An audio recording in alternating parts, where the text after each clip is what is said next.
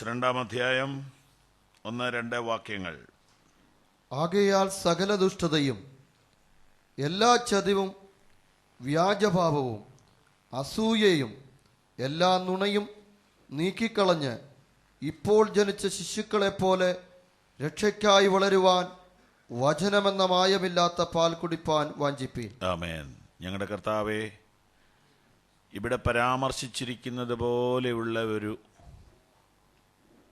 വിശ്വാസിയാകുവാൻ, ദൈവപൈതലാകുവാൻ, വളരുവാൻ ഞങ്ങൾക്ക് കൊതിയുണ്ട്. അതിനായിട്ട് ഞങ്ങളെ സമർപ്പിക്കുന്നു. വചനത്താൽ ഞങ്ങളെ അനുഗ്രഹിക്കണം, യേശുവിൻ്റെ നാമത്തിൽ തന്നെ. കരങ്ങളെ ഉയർത്തിയൊരു ഹല്ലേലൂയ പറഞ്ഞാട്ടെ. ഇപ്പോൾ ജനിച്ച ശിശുക്കളെ പോലെ ഒരു വിശ്വാസി ആത്മീയമായിട്ട് വളരണമെങ്കിൽ അവനൊരു ശിശുവിൻ്റെ മനസ്സുണ്ടാവണം. കർത്താവിൻ്റെ ചില പരാമർശങ്ങൾ നമുക്കൊന്ന് നോക്കാം. ലൂക്കോസിന്റെ സുവിശേഷം 18:15. അവൻ തൊടേണ്ടതിന് ചിലർ ശിശുക്കളെ അവൻ്റെ അടുക്കൽ കൊണ്ടുവന്നു. ശിഷ്യന്മാർ അത് കണ്ട് ശാസിച്ചു. യേശുവോ മതി, ശിഷ്യന്മാർ മുതിർന്നവരാ, കുഞ്ഞുങ്ങളെയാ കൊണ്ടുവന്നത്. കുഞ്ഞുങ്ങളെ എല്ലാ കാലത്തും ഇങ്ങനെ മാറ്റി നിർത്തുന്ന ഒരു കൾച്ചറാണ്. ഇതിന് മാറ്റം തിരുത്തി കുറിച്ച ഒന്നാമത്തെ വ്യക്തി യേശു കർത്താവാണ്. പിള്ളേരുടെ കയ്യിൽ നമുക്കിഷ്ടപ്പെടാത്ത ഒരുപാട് കാര്യങ്ങളുണ്ട്. പക്ഷെ നമ്മുടെ കയ്യിൽ ദൈവത്തിന് ഇഷ്ടപ്പെടാത്ത ഒരുപാട് കാര്യങ്ങൾ.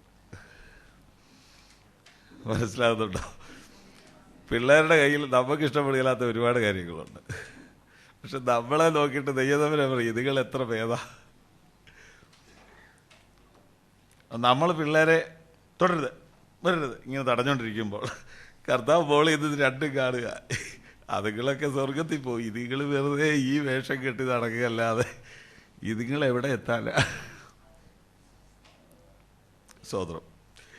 ശിഷ്യന്മാർ തടഞ്ഞു, ശാസിച്ചു. യേശുവോ അവരെ അരികെ വിളിച്ചു. ഇവരെ കാണിക്കാൻ ഇതല്ല കർത്താവ് ഓരോന്നും ചെയ്യുന്നത്, പ്രാക്ടിക്കലാ. കൊച്ചിനെ വിളിച്ചു, പൈതങ്ങളെ എൻ്റെ അടുക്കൽ വരാൻ വിടുവീൻ, അവരെ തടുക്കരുത്. ദൈവരാജ്യം ഇങ്ങനെയുള്ളവരുടേതല്ല എന്ന് പറഞ്ഞാൽ ഇങ്ങനെ കുശലത കാണിക്കുന്നവരുടേതാണെന്നല്ല. അതിനകത്തെ ആ അഭിനയമില്ലാത്ത ആ ഹൃദയമായിരിക്കും കർത്താവ് കണ്ടത്. പൊയ്മുഖങ്ങളില്ലാത്ത, വെച്ചുകെട്ടില്ലാത്ത, വേഷം കെട്ടില്ലാത്ത ആ ഹൃദയമായിരിക്കും കർത്താവ് കണ്ടത്. Price the Lord. നമ്മളെല്ലാം ഇങ്ങനെ കൂടുതൽ ഭംഗിയാക്കാനും സ്റ്റൈലാക്കാനും ഒക്കെ ശ്രമിക്കുക. കർത്താവ് നേരെ തിരിച്ചാ, കൂടുതൽ ഒറിജിനൽ ആകാനായിട്ടാണ് കർത്താവ് നമ്മളോട് പറയുന്നത്. സ്തോത്രം. ഞാൻ ഈ ഭാഗം ഇതിനു മുമ്പ് ഒരിക്കൽ ധ്യാനിച്ചപ്പോൾ എൻ്റെ മനസ്സിൽ വന്നത് ഇങ്ങനെയാണ്. യേശുദമ്പുരാൻ പറയുന്നത് നിങ്ങൾ പിള്ളേരെ പോലെ ആകാൻ, നമ്മൾ പിള്ളേരോട് പറയുന്നത് നിങ്ങൾ ഞങ്ങളെപ്പോലെ ആകാൻ. അല്ലേ? നമ്മളെപ്പോഴും പറഞ്ഞുകൊണ്ടിരിക്കുന്നത് മക്കളെ നിങ്ങൾ ഞങ്ങളെപ്പോലെ ആകണം. കർത്താവ് പറയുകയാണ് നേരെ തിരിച്ചാണ് നടക്കേണ്ടത്, നിങ്ങൾ ഇവരെ പോലെ ആകണം. പക്ഷെ ഇപ്പം നമ്മൾ പറഞ്ഞത് അത് നടന്നുകൊണ്ടിരിക്കുന്നു. നമ്മളെപ്പോലെ അവർ നമ്മളോടനെ ആക്കിയെടുക്കും. നമ്മളെപ്പോലെയുള്ള എല്ലാ അഭിനയങ്ങളും നമ്മളവരെ വേഗത്തിൽ പഠിപ്പിച്ചെടുക്കും. അങ്ങനെ കപടഭക്തന്മാരുടെ ഒരു മുന്നേറ്റമാണ് നമ്മൾ നാളുകൾ കൊണ്ട് സമ്പാദിച്ചുകൊണ്ടിരിക്കുന്നത്. 17-ാം വാക്യത്തിലേക്ക് നോക്കൂ. ദൈവരാജ്യത്തെ ശിശു എന്ന പോലെ കൈക്കൊള്ളാത്തവനാരും ഒരു നാൾ കടക്കയില്ലെന്ന് ഞാൻ സത്യമായിട്ട് നിങ്ങളോട് പറയുന്നു എന്ന് പറഞ്ഞു. എന്തായിരിക്കും ഇതിൻ്റെയൊക്കെ അർത്ഥം? കർത്താവിനോട് ചോദിക്കേ, പ്രാർത്ഥിക്കുമ്പോൾ ചോദിക്കേ. നമ്മൾ വളരാനാണല്ലോ, സ്വർഗമാണല്ലോ നമ്മളെ ലക്ഷ്യം, ഭൂമിയല്ലല്ലോ. അപ്പോൾ കർത്താവിനോട് വ്യക്തിപരമായിട്ട് പ്രാർത്ഥിക്കുമ്പോൾ ചോദിക്കണം, കർത്താവ് എന്നെ ഈ പറയണേ, ദൈവരാജ്യത്തെ ഒരു ശിശു എന്ന പോലെ. അത് ആദ്യമായിട്ട് വരുമ്പോഴാണോ? 10 കൊല്ലം കഴിഞ്ഞിട്ടാണേലോ? 43 കൊല്ലം സഭാജീവിതം നയിച്ചു കഴിഞ്ഞിട്ടാണെങ്കിലോ ആണെങ്കിൽ ഈ വാക്യം അങ്ങനെ തന്നെയാണ്. ദൈവരാജ്യത്തോടുള്ള ബന്ധത്തിൽ നീ എപ്പോഴും ഒരു കുട്ടിയാവണം. ദൈവരാജ്യത്തോടുള്ള ബന്ധത്തിൽ നീ ഒരു കുട്ടിയാവണം. എന്താ കുട്ടിയുടെ ഈ മെമ്മറി ഉണ്ടല്ലോ, അത് മുഴുവൻ കാലിയാണ്. പ്രായമായവരുടെ മുഴുവൻ ഫില്ല് ചെയ്തിരിക്കുക. ഇനി ഒട്ടും സ്ഥലമില്ല. ഒന്നും കേൾക്കാനോ ഒന്നും പഠിക്കാനോ ഒന്നും പ്രാപിക്കാനോ ഇല്ലാത്ത ഒരു മാനസിക അവസ്ഥ ആകരുത് കർത്താവിൻ്റെ അടുത്തോട്ട് വരുമ്പോൾ. ദൈവരാജ്യത്തെ സ്വീകരിക്കുമ്പോൾ ദൈവരാജ്യം എന്ന് പറഞ്ഞാൽ ഇപ്പോൾ ഇവിടെ നടന്നുകൊണ്ടിരുന്നത് ദൈവരാജ്യമാണ്. ദൈവരാജ്യം ഭക്ഷണമല്ല, പാനീയമല്ല, നീതിയും സമാധാനവും പരിശുദ്ധാത്മാവും. ബൈബിൾ ക്ലാസ് രണ്ട് തരമുണ്ട്. എന്നാണെന്നറിയോ? ഒന്ന്, പ്രോഗ്രാമിലുള്ള ഒരു പ്രയർ പ്രാർത്ഥിച്ച് ക്ലാസ് നടത്തുന്നു. അത് അങ്ങനെയും ക്ലാസ് നടത്താം, കുഴപ്പമില്ല, നല്ല ക്ലാസ്സാണെന്ന് പറഞ്ഞ് നമുക്ക് കുഴപ്പമൊന്നുമില്ല. ഞാനും ഇതെല്ലാം കാണുകയും അനുഭവിക്കുകയൊക്കെ ചെയ്യുന്നുണ്ട്, പല സ്ഥലങ്ങളിൽ പോകുന്നതല്ലേ. എന്നാൽ കുറച്ചുകൂടെ പുതിയ നിയമത്തിൻ്റെ ആ ഒറിജിനൽ ദൈവം ഉദ്ദേശിക്കുന്ന ആ അനുഭവം, പരിശുദ്ധാത്മാവിൻ്റെ നിറവിലുള്ള ആരാധനയും പ്രാർത്ഥനയും വചനവും ഒരുമിച്ച് പോകുന്നതിനോ ആണ് അതിൻ്റെ പൂർണ്ണ അനുഭവവും അനുഗ്രഹവും നമുക്ക് ലഭിക്കത്തുള്ളൂ. നോക്കൂ, ദൈവരാജ്യത്തെ ഒരു ശിശു എന്ന പോലെ സ്വീകരിക്കണം. അവിടെ ഒരു പൊങ്ങച്ചമോ ഒരു സീനിയോറിറ്റിയോ ഒരു തഴക്കമോ പഴക്കമോ അനുഭവങ്ങളോ പരിചയങ്ങളോ ഉള്ള ആളാണെന്നുള്ള ആ ഒരു മാനസിക അവസ്ഥയെ എന്തു വില കൊടുത്തും ഇടിച്ചു കളഞ്ഞിട്ട് ഒരു ശിശുവിനെ പോലെ ദൈവരാജ്യത്തിൻ്റെ അനുഭവത്തിന് വേണ്ടി കൊതിക്കുന്ന ഒരു എളിമയുള്ള മനസ്സ് നമുക്കുണ്ടാകണം എന്ന് കർത്താവ്. ദൈവരാജ്യത്തെ ഒരു ശിശു എന്ന പോലെ കൈക്കൊള്ളാത്തവനാരും ഒരു നാളും അതിൽ കിടക്കയില്ല. എത്ര തീർത്താ പറയുന്നില്ലേ? ആരും ഒരു നാളും അതിൽ കടക്കുകയില്ല. അപ്പം സ്വർഗത്തിൽ പോകുക എന്നുള്ള ആ അർത്ഥത്തിനപ്പുറത്തൊരർത്ഥം ഞാനിവിടെ കാണുന്നു. ദൈവരാജ്യത്തിൻ്റെ ആ അനുഭവം നമുക്ക് ഇന്ന് കിട്ടണമെങ്കിൽ നമ്മൾ ഇന്നൊന്ന് ശിശുവാകണം. സ്തോത്രം, സ്തോത്രം, സ്തോത്രം, സ്തോത്രം. ദൈവരാജ്യത്തെ ഒരു ശിശു എന്ന പോലെ സ്വീകരിക്കാത്തവൻ അതിനകത്തോട്ട് കയറത്തില്ല. ആ ദൈവരാജ്യം ഭക്ഷണവുമല്ല, പാനീയവുമല്ല, നീതിയും സമാധാനവും പരിശുദ്ധാത്മാവിൽ സന്തോഷവും അത്രേ. ആ ഒരു ദൈവരാജ്യത്തിൻ്റെ അനുഭവം ഭൗതികമായ എല്ലാ ഭാരങ്ങളിൽ നിന്നും ബന്ധങ്ങളിൽ നിന്നും ടെൻഷനിൽ നിന്നും നമ്മുടെ മനസ്സിനെ പൂർണ്ണമായി മോചിപ്പിച്ച് ദൈവരാജ്യത്തിൻ്റെ ആ ആനന്ദ അനുഭവത്തിലോട്ട് കടക്കാൻ പലർക്കും കഴിയാത്ത എന്നാ വെച്ചാൽ അവർ ചെറുതാകുന്നില്ല. ചെറുതാകാത്തതുകൊണ്ട് അതിനകത്തോട്ട് കയറാൻ പറ്റുന്നില്ല. അതിനകത്തോട്ടൊന്ന് കയറണമെങ്കിൽ നീ ഒരു ശിശുവാകണം. അത് നിനക്ക് എൻജോയ് ചെയ്യണമെങ്കിൽ, ദൈവരാജ്യത്തിൻ്റെ അനുഭവം നിനക്കൊന്ന് എൻജോയ് ചെയ്യണമെങ്കിൽ നീ ഒരു ശിശുവാകണമെന്നല്ലേ കർത്താവ് പറയുന്നേ? Praise lord, praise lord. ദൈവരാജ്യത്തിൻ്റെ അനുഭവം ഒന്ന് എൻജോയ് ചെയ്യണമെങ്കിൽ അത് സന്തോഷമാണ്. ദൈവരാജ്യം എന്ന് പറഞ്ഞാൽ സന്തോഷമാണ്. ദൈവരാജ്യം എന്ന് പറഞ്ഞാൽ മസിൽ പിടിക്കുന്ന സ്ഥലമല്ല. അത് അനുഭവിക്കണമെങ്കിൽ നമ്മൾ വീണ്ടും ചെറുതാകണം. അപ്പോൾ നമുക്ക് നമ്മുടെ സന്തോഷം ഓരോ വർഷം കഴിയും തോറും തീർന്നുകൊണ്ടിരിക്കുകയല്ലേ? ഒന്ന് ഓർത്ത് നോക്കി അല്ലേ? ചെറുപ്പത്തിലുള്ള സന്തോഷം ഉണ്ടോ ഇപ്പോൾ? നമ്മൾ ഈ ലോകം എന്നാന്നെല്ലാം കണ്ടു, നമുക്ക് കിട്ടിയ കുറേ അനുഭവങ്ങളും തിക്തഫലങ്ങളും എല്ലാം വെച്ച് നോക്കുമ്പോൾ ടോട്ടൽ എടുക്കുമ്പം പറയുന്നില്ലെന്നേ ഉള്ളൂ, സന്തോഷമല്ല. ഒരു വാടിയ മുഖത്തിലേക്ക് ഇങ്ങനെ വളർന്നുകൊണ്ടിരിക്കുക. എന്നാൽ കുഞ്ഞുങ്ങളെ നോക്കിയാൽ എപ്പോഴും സന്തോഷമല്ലേ? എന്നാണെങ്കിലും എന്തൊക്കെ ആരൊക്കെ എവിടെയൊക്കെ തലകുത്തി മറിയുകയാണെങ്കിലും പിള്ളേർക്ക് ഭയങ്കര സന്തോഷം. ദൈവരാജ്യത്തെ ഒരു ശിശു എന്ന പോലെ കൈക്കൊള്ളാത്തവൻ അതിലോട്ട് കടക്കത്തില്ല. ദൈവരാജ്യം ഭക്ഷണവുമല്ല, പാനീയവുമല്ല, നീതിയും സമാധാനവും പരിശുദ്ധാത്മാവിൽ സന്തോഷം അത്രേ. ദൈവരാജ്യത്തിൻ്റെ ആ സന്തോഷത്തിലോട്ട് നീ ഒന്ന് കടക്കാൻ നിനക്ക് ഇന്ന് രാവിലെ ഒന്നുകൂടി ഒന്ന് ചെറുതാകാവോ എന്ന് കർത്താവ് ചോദിക്കുക. നിനക്ക് ഇന്ന് രാവിലെ ഒന്നുകൂടി ഒന്ന് കുഞ്ഞാകാവോ എന്ന് കർത്താവ് ചോദിക്കുക. അല്ലാതെ ഞാൻ 10-15 കൊല്ലം ഇത് പഠിച്ചതല്ലേ പാസ്റ്റർ, അതാ പ്രശ്നം, അതാ നിൻ്റെ പ്രശ്നം. കർത്താവ് ഇന്ന് അടുത്ത് വന്ന് ചോദിക്കും, ഇച്ചിരി ഒന്ന് ചെറുതാകാവോ, നിനക്ക് ഇച്ചിരി ഒന്ന് ചെറുതാകാവോ? അങ്ങനെയാണെങ്കിൽ നിനക്ക് ദൈവരാജ്യത്തിൻ്റെ ആ അനുഭവത്തിലോട്ട് ഇന്ന് കടക്കാൻ പറ്റും. സ്തോത്രം. കർത്താവ് പറഞ്ഞിരിക്കുന്ന ഭാഗങ്ങൾ ഞാൻ വേറെയും ചിലത് നോക്കി. മർക്കോസ് 9 ഒരു ശിശുവിനെ എടുത്ത് 9:36 ഒരു ശിശുവിനെ എടുത്ത് അവരുടെ നടുവിൽ നിർത്തി. കർത്താവ് കൊച്ചുങ്ങളെ എടുക്കുമായിരുന്നു. കൊച്ചുങ്ങളെയൊക്കെ ഇങ്ങനെ ഇത്രയും വലിയ ആൾക്കാർ എടുക്കുമോ? ഇത്രയും വലിയ ആളുകളെല്ലാം ഇങ്ങനെ ആരാധിക്കാൻ നിൽക്കുമ്പോൾ ഗൗരവം സീരിയസ് ആയിരിക്കണ്ടേ? അതെ, ഞാനും ഒക്കെ അങ്ങനെ സീരിയസ് മുഖമാണ് മിക്കവാറും. എന്നാൽ ഇങ്ങനെ ഈ സുവിശേഷം കൂടുതൽ വായിച്ച് വന്നപ്പോൾ എനിക്ക് മനസ്സിലായത് യേശുവിൻ്റെ മുഖം സീരിയസ് അല്ലായിരുന്നു. ഞങ്ങളുടെ എല്ലാം മുഖം ഭയങ്കര ഇതാണ്. കാരണം നമ്മളിങ്ങനെ ഒരു അധികാരത്തിൽ നിൽക്കുകയല്ലേ. കാരണം ഇങ്ങനെ വല്ലാതെ ഭക്തിയുടെ മുഖം ഗൗരവമാണെന്നാണ് നമ്മുടെ ഒരു ധാരണ. ഭക്തിയുടെ മുഖം ഇങ്ങനെ അങ്ങനെ ഒരു ചിന്ത വന്നുപോയി. പക്ഷെ കർത്താവ് അങ്ങനെയല്ലായിരുന്നു. കർത്താവിൻ്റെ മുഖം വളരെ ഇതായിരുന്നെന്ന് എനിക്ക് തോന്നുന്നു. അല്ലെങ്കിൽ പിള്ളേരെടുക്കുമോ? ഒരു കൊച്ചിനെ എടുത്തിങ്ങനെ നിർത്തി കൊച്ച് ഓടി ഗ്രൗണ്ട് കടന്നു പോകും. കാരണം നമ്മുടെയൊക്കെ മുഖം കണ്ട അങ്ങനെയല്ലേ. പക്ഷെ കർത്താവ് കുഞ്ഞിനെ എടുത്തെന്ന് പറഞ്ഞപ്പോൾ നല്ല ഇൻറ്റിമസി അല്ലേ, പിള്ളേരുമായിട്ട് അടുക്കുമായിരുന്നു യേശു ഉറപ്പാക്കായിരുന്നു. പല തെളിവുണ്ട്. ഈ മറ്റേ അഞ്ചപ്പത്തിലെ അത്ഭുതത്തിൽ ഈ കൊച്ച് ഈ പൊതിയായിട്ട് കർത്താവിൻ്റെ അടുക്ക വന്നതെന്താ? ആൻഡ്രൂസ് വിളിച്ചിട്ടാണെങ്കിൽ പോലും പിള്ളേരുമായിട്ട് കർത്താവിന് ഒരു കണക്ഷൻ ഉണ്ടായിരുന്നു. ഞാൻ കർത്താവിനെ സ്തുതിക്കുന്നു. എന്തിനാണ് കർത്താവ് ഇതൊക്കെ ചെയ്യുന്നതെന്നുള്ള ഈശോമശിഹാ പിള്ളേരെ കളിപ്പിക്കാൻ വന്ന ആളാണോ? പറ, ആണോ? അല്ല, നമ്മളെ കളിപ്പിക്കാൻ കിട്ടുകയില്ലാത്തതുകൊണ്ട് അതിനെ കളിപ്പിച്ച. നമ്മൾ കർത്താവിനേക്കാൾ സീരിയസ് അല്ലേ? നമ്മുടെ നിപ്പ് കണ്ട ആരെങ്കിലും സ്വർഗ്ഗരാജ്യത്തോട്ട് വരുമോ? നമ്മളീ സെക്യൂരിറ്റിക്കാർ നിൽക്കുന്നില്ല, ബാങ്കിൻ്റെ വാതൊക്കെ നിൽക്കില്ലേ? Praise the lord. അത് ഇന്ന് രാവിലെ ദൈവത്തിനോട് ചോദിക്കുക, നിനക്ക് ഇച്ചിരി ചെറുതാകാവോ? Price the Lord. ഇച്ചിരി ചെറുതാകാവോ? എങ്കിൽ ദൈവരാജ്യത്തോട് നിനക്ക് ഇന്ന് കടക്കാൻ പറ്റും. സ്വർഗത്തിൽ പിന്നെ പോവാം, ഇന്നൊന്ന് കടക്കാതിനകത്ത്. Price the Lord. ഈ ഭൂമിയുണ്ടല്ലോ, ഈ നമ്മളിപ്പോൾ ഈ ഇവിടുന്ന് ഡൽഹിക്ക് പോകുന്ന ട്രെയിനിലെ ഞാൻ ഇങ്ങനെ ചുമ്മാ നടക്കും, ഒരറ്റം മുതൽ മറ്റേറ്റം വരെ നടക്കും, ആൾക്കാരെ എന്നെയൊക്കെ എടുക്കുക നോക്കാൻ. അപ്പോൾ കാണാം AC കമ്പാർട്ട്മെൻറ്റിനകത്ത് ഇരിക്കുന്ന ആൾ കമ്പിളി പൊതിച്ചിരിക്കുക. ജനറൽ കമ്പാർട്ട്മെൻറ്റിനകത്ത് ഇരിക്കുന്ന ആൾ ഇടയ്ക്കിടയ്ക്ക് ബാത്റൂമിൽ പോയി വെള്ളം കോരി മേത്തൊഴിക്കുക. ഇത് രണ്ടും ഒരു ട്രെയിനല്ല നടന്നുകൊണ്ടിരിക്കുന്നത്.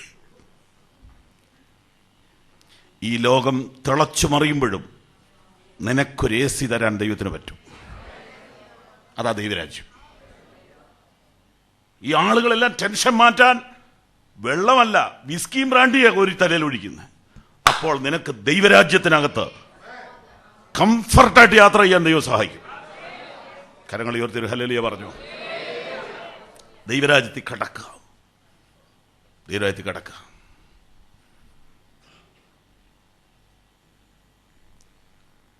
ജനറൽ കമ്പാർട്ട്മെൻറ്റിൽ കൊടുക്കുന്നതിൻ്റെ 5 ഇരട്ടി കാശ് കൂടുതൽ കൊടുക്കണം AC-ക്കകത്ത് കയറണമെങ്കിൽ.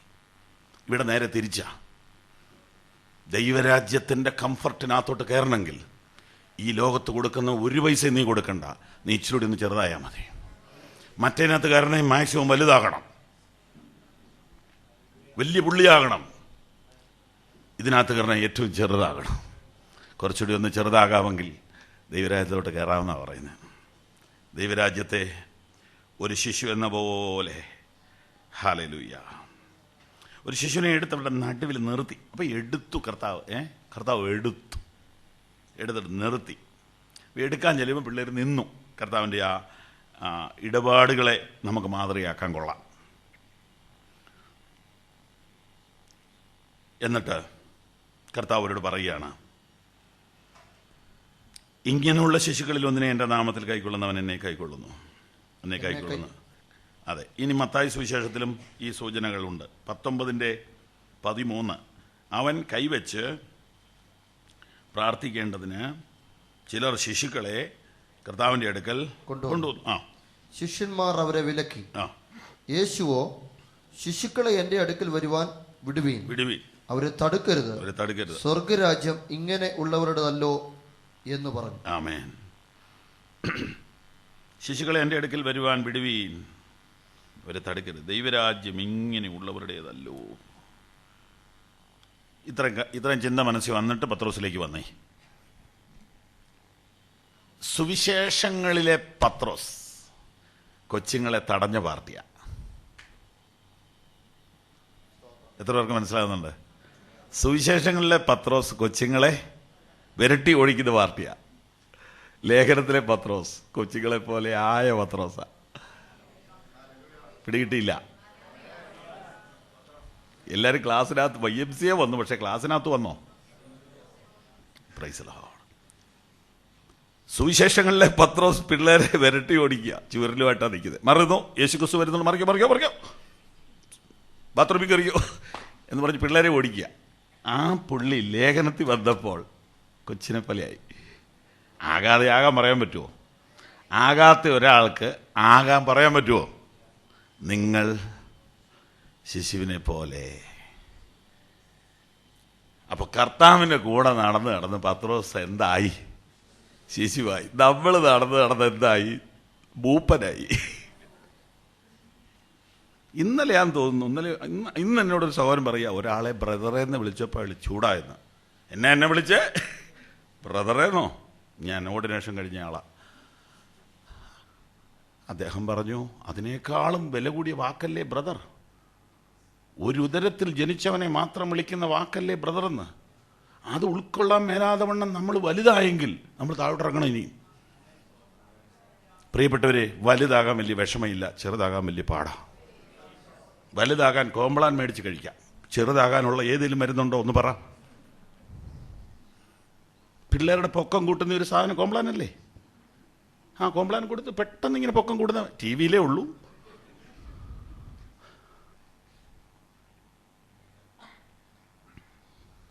പക്ഷെ ഇച്ചിരി പൊക്കം കുറയ്ക്കാൻ ഏതെങ്കിലും ഒരു മരുന്ന് കണ്ടുപിടിച്ചിട്ടുണ്ടോ? നിലവിൽ ഇന്ന് വരെ ഇല്ല. അതിനുള്ള മരുന്നാണ് ഈ തന്നുകൊണ്ടിരിക്കുന്നത്.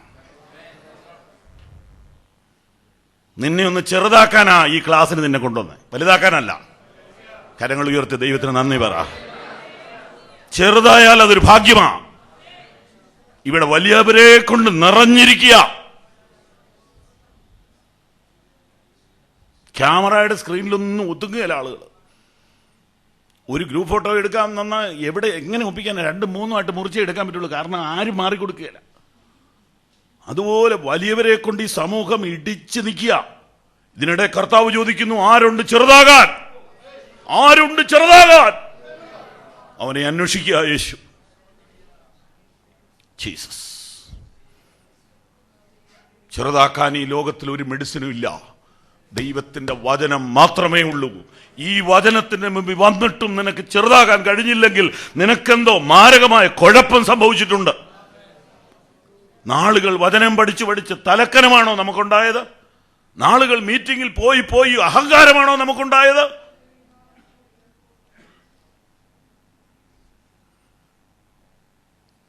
Hallelujah, hallelujah. കർത്താവേ, എന്നെ ഒന്ന് ചെറുതാക്കണേന്ന് പറ ദൈവത്തോട്. ഹല്ലേലൂയ. വളരെ സിമ്പിളായിട്ട് കർത്താവിനോട് പറ. വലിയ കൂടിയ പദങ്ങളൊന്നും പ്രാർത്ഥനയ്ക്ക് ഉപയോഗിക്കണ്ട. ചുമ്മാ കൊച്ചു മലയാളത്തിൽ പറഞ്ഞാൽ മതി. കർത്താവേ, എന്നെ ഇച്ചിരി ഒന്ന് ചെറുതാക്കണേന്ന് പറ. Price the Lord. ഞാൻ കർത്താവിനെ സ്തുതിക്കുന്നു. ഇപ്പോൾ ജനിച്ച ശിശുക്കളെ പോലെ, ശിശുക്കളെ പോലെ, ഇപ്പോൾ ജനിച്ച ശിശുക്കളെ പോലെ രക്ഷയ്ക്കായി വളരുവാൻ വചനമെന്ന മായമില്ലാത്ത പാല് കുടിപ്പാൻ വാഞ്ചിപ്പീൻ. ഹല്ലേലൂയ. പാല് കുടിക്കണമെങ്കിൽ, വളരണമെങ്കിൽ നീ ആദ്യം ചെറുതാകണം. ആത്മീയ വളർച്ചയുടെ ഈ ക്ലാസ്സിൽ ഇന്ന് ആരംഭത്തിൽ പരിശുദ്ധാത്മാവ് ഓർപ്പിക്കുന്നത്, നീ ഇപ്പം തന്നെ അങ്ങ് വലുതായിട്ടിരിക്കുകയാണല്ലോ, പിന്നെ എങ്ങനെയാണ് നീ വലുതാകുന്നേ? നിനക്കൊന്ന് ചെറുതാകാമെങ്കിൽ നിനക്കിന്ന് വളരാൻ ദൈവം വഴി തുറക്കും. ആത്മീയമായ വളർച്ചയുടെ പടി തുടങ്ങുന്നത് ചെറുതാകലിൽ നിന്നാണ്. ഞാൻ കുറയണം, അവൻ വളരണം എന്നൊരു മനുഷ്യൻ പ്രാർത്ഥിച്ചു. അയാളുടെ പേര് യോഹന്നാൻ. നമുക്ക് കർത്താവിൻ്റെ സന്നിധിയിൽ വരുമ്പോഴേ ഈ ഒരു വെളിപ്പാട് കിട്ടത്തുള്ളൂ. കർത്താവിൻ്റെ സന്നിധി വരുമ്പോൾ മാത്രമേ ഈ ഒരു വെളിപ്പാട് കിട്ടത്തുള്ളൂ. ഏറ്റവും ചെറുതാകുക. വാസ്തവത്തിൽ പൗലോസ്ലീഹ ഇതതുപോലെ ജീവിതത്തിലോട്ട് പ്രാപിച്ചെടുത്തെന്ന് എനിക്ക് തോന്നുന്നു. അദ്ദേഹം ലേഖനം എഴുതുമ്പോൾ സകല വിശുദ്ധന്മാരിലും ഏറ്റവും ചെറിയവൻ എന്നാണ് ഒപ്പിടുന്നത്. പൗലോസ്ലീഹ എഴുതി അവസാനിപ്പിക്കുമ്പോൾ ഇങ്ങനെയാണ് സൈൻ ചെയ്യുന്നത്: സകല വിശുദ്ധന്മാരിലും ഏറ്റവും ചെറിയവൻ. ഇപ്പോൾ ജനിച്ച ശിശുക്കളെപ്പോലെ രക്ഷയ്ക്കായി വളരുവാൻ വചനമെന്ന മായമില്ലാത്ത പാൽ കുടിപ്പാൻ വാഞ്ചിപ്പീൻ. ഇന്ന് രാവിലെ വീണ്ടും നമുക്ക് അടുത്തൊരു ചോദ്യം നമ്മോട് ചോദിക്കാം. ഒന്ന്, ചെറുതാകാൻ പറ്റുമോ? രണ്ടാമത്തെ ചോദ്യം, പാല് കുടിക്കാനുള്ള വാഞ്ച കുറഞ്ഞു വരികയാണോ? തീർന്നു വരികയാണോ? ഇൻട്രസ്റ്റ് എങ്ങനെയുണ്ട്? വാഞ്ച എങ്ങനെയുണ്ട്? വാഞ്ച വചനമെന്ന മായമില്ലാത്ത പാൽ കുടിപ്പാൻ വാഞ്ചയുണ്ടോ? എങ്ങനെയുണ്ട് വാഞ്ച? കുറഞ്ഞു വരികയാണോ? കൂടി വരികയാണോ? ദൈവവചനത്തിനോടൊരു കൊതി നമുക്ക് ഉണ്ടാകട്ടെ. അത് കുറഞ്ഞു പോയിട്ടുണ്ടെങ്കിൽ, ശാരീരികമായി അങ്ങനെ ഒരു അവസ്ഥ വന്നാൽ നമ്മൾ എന്ത് ചെയ്യുമെന്നൊന്ന് ഓർത്താൽ മതി. വിശപ്പ് കുറവെന്ന് കണ്ടാൽ അപ്പം നമ്മൾ എന്ത് ചെയ്യും? ഡോക്ടറെ കാണും. ഡോക്ടറെ, എനിക്ക് വിശപ്പില്ല. അപ്പോൾ ഡോക്ടർ അതിനുള്ള മരുന്ന് തരും. വിശപ്പുണ്ടാക്കണം. അപ്പോൾ ദൈവവചനത്തോടുള്ള ആ താല്പര്യം നമുക്ക് കുറഞ്ഞു പോയെങ്കിൽ, വചനം ധ്യാനിക്കാനുള്ള ആഗ്രഹം നമുക്ക് ഇല്ലാതെ വരികയാണെങ്കിൽ അത് അപകടമാണ്. സ്തോത്രം. ഞാൻ ഇന്നലെ രാത്രിയിലാന്ന് തോന്നുന്നു ഒരു മനുഷ്യൻ്റെ ജീവിതക്കുറിപ്പുകൾ ഇങ്ങനെ വായിക്കുകയാണ്. അദ്ദേഹം ഇന്ത്യയിലെ ഒരു വലിയ ഗവൺമെൻറ് ഓഫീസിൻ്റെ അധിപനായിരുന്നു. അദ്ദേഹത്തിൻ്റെ പിതാവിൻ്റെ മരണക്കിടക്കയിൽ അദ്ദേഹം കണ്ട ചില കാര്യങ്ങൾ എഴുതിയത് ഞാൻ ഇങ്ങനെ വായിച്ചു. അപ്പം അദ്ദേഹം ആ ഒടുവിലത്തെ സമയമൊക്കെ ആയപ്പോൾ ഈ രാവിലെ വായിക്കുന്ന ധ്യാനഗ്രന്ഥങ്ങൾ, പുള്ളിക്ക് ഏറ്റവും ഇഷ്ടപ്പെട്ടത് സങ്കീർത്തന ധ്യാനമാലയാണ്. അതെടുത്തുകൊണ്ട് വരാൻ പറഞ്ഞു. അതിരുന്ന് ഉറക്കെ വായിക്കാൻ പറഞ്ഞു. ആ വചനധ്യാനം രാവിലേക്ക് വായിച്ചു. ജീവിതകാലം മുഴുവൻ വായിച്ചുകൊണ്ടിരുന്ന ബൈബിൾ ധ്യാന ഗ്രന്ഥം കണ്ണിൻ്റെ കാഴ്ച പോയി മരണക്കിടക്കയിൽ കിടന്ന് ആശുപത്രിയിലെ ICU കിടക്കുമ്പോൾ മോനോട് പറയാതെ ഉറക്കെ വായിരേ, വ്യക്തമായിട്ട് വായിരേ, ഉറക്കെ വായിരേ.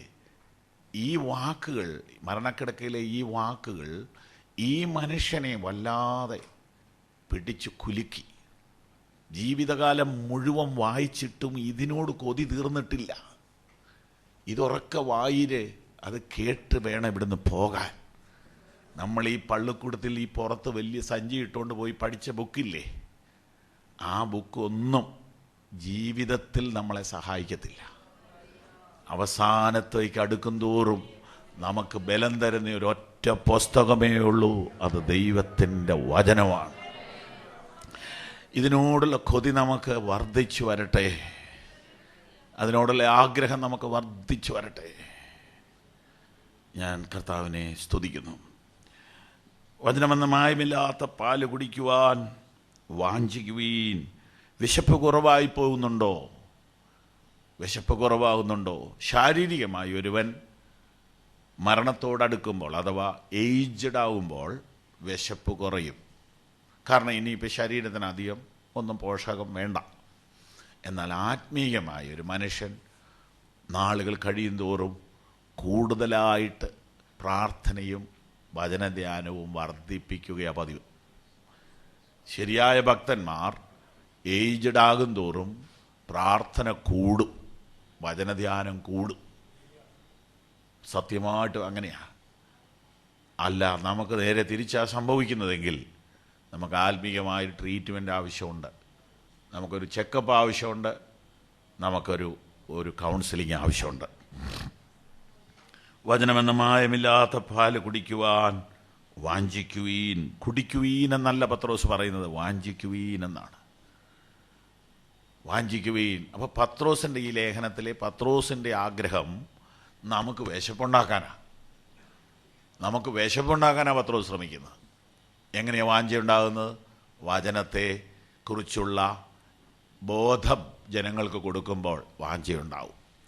വചനത്തിൻ്റെ പ്രാധാന്യത ജനത്തിന് വീണ്ടും വീണ്ടും പറഞ്ഞു കൊടുക്കുമ്പോൾ വാഞ്ചയുണ്ടാവും. വചനമെന്ന മായമില്ലാത്ത പാല് കുടിക്കുവാൻ വാഞ്ചിക്കുവീൻ. മായമില്ലാത്ത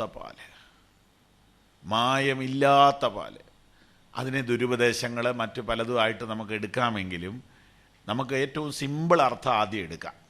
അതായത് ഇതിനകത്തോട്ട് ഇനി മസാല ചേർക്കാതെ, വ്യാഖ്യാനം ചേർക്കാതെ, ആരുടെയും കമൻട്രി ഒന്നും ചേർക്കാതെ, ഒരു കൊച്ചിനെ പോലെ, ശിശുവിനെ പോലെ നിർമ്മല മനസാക്ഷിയോടെ ഇതൊന്ന് ധ്യാനിക്കാനാണ് പത്രോസ് പറയുന്നത്. വചനമെന്ന മായമില്ലാത്ത പാല് കുടിക്കാൻ വാഞ്ചിക്കുവീൻ. ഒരു വ്യാഖ്യാനങ്ങൾക്കെല്ലാം ഒരു പ്രശ്നമുള്ളത് ആ വ്യക്തി കടന്നു പോയിട്ടുള്ള അനുഭവങ്ങളുടെ കളറ് വ്യാഖ്യാനത്തെ ബാധിക്കുന്നുണ്ട്. പലരുടെ പുസ്തകങ്ങൾ, അനേകരുടെ എഴുത്തുകൾ വായിച്ചപ്പോഴെല്ലാം മനസ്സിലായൊരു കാര്യമുണ്ട്, അവരെന്തോ അനുഭവിച്ചിട്ടുണ്ട്, അവർക്കുണ്ടായിട്ടുള്ള തിക്തഫലങ്ങൾ അവരുടെ വ്യാഖ്യാനത്തെ ബാധിക്കുന്നുണ്ടെന്ന് ശ്രദ്ധിച്ചാൽ മനസ്സിലാവും. അതുകൊണ്ട് വ്യാഖ്യാനങ്ങളെ 100% ഡിപ്പെൻഡ് ചെയ്യരുത്. മായം ചേർക്കാത്ത ഈ പാല് തന്നെ പലതാക്കാമല്ലോ. പാല് ചോക്ലേറ്റ് ആക്കാം, പാൽ ഐസ്ക്രീം ആക്കാം, പാല് കൊണ്ട് നമുക്ക് പലതുണ്ടാക്കാം. ഇതുപോലെ വചനം കൊണ്ടും പല തരത്തിലുള്ള സാധനങ്ങൾ മാർക്കറ്റിൽ ഇറങ്ങുന്നുണ്ട്. അത് രുചിയുണ്ടെങ്കിലും അത് ഡിപ്പെൻഡബിൾ അല്ല. ഒറിജിനൽ പാലിനോടുള്ള ആ സ്നേഹം, ആ കൊതി, അതാണ് വളർത്തേണ്ടത്. മായമില്ലാത്ത പാല് എന്ന് പറഞ്ഞാൽ ഏതെങ്കിലും ചില വ്യക്തികളുടെ വ്യക്തിതാൽപര്യത്തിൻ്റെ വ്യാഖ്യാനങ്ങളെ ഡിപ്പെൻഡ് ചെയ്യാതെ പ്രാർത്ഥനാപൂർവം ദൈവവചനം ധ്യാനിക്കുവാനൊരു വാഞ്ച നിങ്ങൾക്കുണ്ടാകണം എന്നല്ലേ പത്രോസ് പറയുന്നത്. ശ്രദ്ധിച്ചു നോക്കൂ. ഇപ്പോൾ ജനിച്ച ശിശുക്കളെപ്പോലെ വചനമെന്ന മായമില്ലാത്ത പാൽ കുടിക്കുവാൻ വാഞ്ചിക്കുവീൻ. അപ്പോൾ 1, ചെറുതാകുവാൻ ശ്രമിക്കുക. 2, വചനത്തെ സ്വീകരിക്കുവാനായിട്ട് ശ്രമിക്കുക. അതിനുള്ള കൊതി നമുക്ക് വർദ്ധിപ്പിച്ച് കൊണ്ടുവരാം. അതിന് നമുക്ക് ദൈവസന്നിധിയിൽ നമ്മളെ തന്നെ ഒരുക്കാം. കഴിഞ്ഞ ദിവസം പറഞ്ഞ കാര്യം ഒന്നുകൂടെ പറയുകയാണ്. 1, ശിശുവിനെ പോലെ ആകുക. 2, വാഞ്ച, വചനത്തോടുള്ള ഒരു താല്പര്യം. 3, നീക്കേണ്ടതിനെ നീക്കാൻ എന്നും എപ്പോഴും ഉത്സാഹിക്കുക. ആവർത്തിച്ച് പറയാൻ എനിക്ക് മടുപ്പില്ല. സകല ദുഷ്ടതയും, എല്ലാ ചതിവും, വ്യാജഭാവവും, അസൂയയും, എല്ലാ നുണയും നീക്കിക്കളഞ്ഞുകൊണ്ടിരിക്കണം. ഇത് നീക്കിക്കളയാതെ ഈ പാല് കുടിക്കാം, നീക്കിക്കളയാതെയും കുടിക്കാം. നീക്കിക്കളയാതെ കുടിക്കുന്നവരുടെ എണ്ണമാണ് കൂടുതൽ. നീക്കിക്കളഞ്ഞുകൊണ്ട് കുടിക്കുവീനെന്ന് ആവർത്തിച്ച് പറയുമ്പോൾ നീക്കിക്കളയാതെയും കുടിക്കാമെന്നല്ലേ? ഇതൊരു അപകടം പിടിച്ച കാര്യമല്ലേ? അങ്ങനെയൊരാൾ സ്ഥിരമായിട്ട് ചെയ്തുകൊണ്ടിരുന്നാൽ ആ വ്യക്തിയിൽ ഈ വചനം ക്രിയ ചെയ്യുമോ? ആ വ്യക്തിയുടെ അകത്ത് ഈ വചനം അവനെ വളർത്തുമോ? അവനെ രൂപാന്തരപ്പെടുത്തുമോ? രക്ഷയ്ക്കായി ഇവൻ വളരുമോ? ഇല്ല. പിന്നെ എന്തായിത്തീരും? വചനമറിയാവുന്ന ഒരു പാപിയായിത്തീരും. വചനമറിയാവുന്ന ഒരു ജഡീകൻ. വചനം അറിയാവുന്ന ജഡീകരുണ്ടോ? ഉണ്ട്. അതിൽ ഒന്നാമത്തെ ആളാണ് പിശാച്. പിശാചിൻ്റെ അത്രയും വചനം അറിയാവുന്ന ആരും ഇപ്പം ഇവിടെ നിന്നിട്ടില്ല. രണ്ടാമത്തെ കൂട്ടരാണ് എഫേസോസിലെ വിശ്വാസികൾ. എഫേസോസിലെ സഭയുടെ ദൂതൻ എഴുതുക, കഴിഞ്ഞ ക്ലാസ്സുകളിൽ ഇവിടെ പറഞ്ഞതാണത്, ആവർത്തിക്കുന്നു. അവരുടെ ഗുണങ്ങൾ ഇങ്ങനെ പറഞ്ഞു വന്നിട്ട്, നിനക്ക് സഹിഷ്ണുതയുള്ളതും നീ തളർന്നു പോകാഞ്ഞതും എൻ്റെ നാമനിമിത്തം സഹിച്ചതും ഞാൻ അറിയുന്നു. കൊള്ളരുതാത്തവരെ നിനക്ക് സഹിച്ചുകൂടാത്തതും ഞാൻ അറിയുന്നു.